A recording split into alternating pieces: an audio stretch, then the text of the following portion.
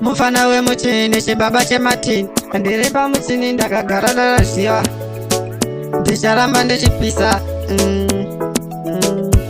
bebe wakandiramba ndanga ndichikuda andisivi ndakatadzika uri vakandiramba ndanga ndichikuda andisivi ndakatadzika uri apa moyo wangu ndakapaiwika bebi wangu ndiwo mudiwa wangu saka ndatotadza ndokuwana sei andishande kuwa ndakasaika bebi ndanga ndichikuda iwewo ndiramba bebe wakandiramba ndanga ndichikuda nhasi ndotoshaya ndokuwana sei uda ndishemere kuti ndinokuda kabebi wangu ya undiwane bebi ndinokuda asi wakaramba kuti hauchandide wai wakaramba inini ndichikuda ndakataseiko kauri bebi wa bebi ndinokuda esi ndototadza ndakaramba sei alondiramba fodikokofo bebi wangu ndinokuda ndiwe mudiwa wangu ndiwe my love hakuna anachada ndapauri ndakaperera pauri ndakakuda ende moyo wangu ndakatapaiwe hakuna ndakapaka inipe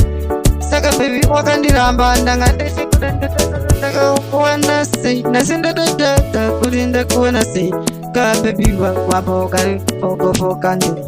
usaiti zvekudaro ka bebi wangu bebi wakandiramba ndanga ndichikuda handisiwe ndakata sei kauri ini pana chandakatadza pana chandakaita sokandiramba pasina ndakatadza bebi ndinokuda pana ndakatadza nasi ndinoshaya kuwana sei akokatifokofoka ndiri bebi bebi usadaro inini ndinokuda kuna mumwe futi ndiwandichada pauri ndanga ndakaperera ende moyo ndakapaiweka nebebi wangu pana ndakapaini apana ndachata moyo wangu ndakakupa ene ndiye my love wanka bebi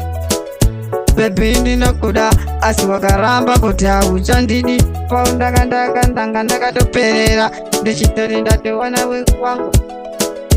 wangu wepamoyo bebi wondiramba ndisiwe ndakatadzei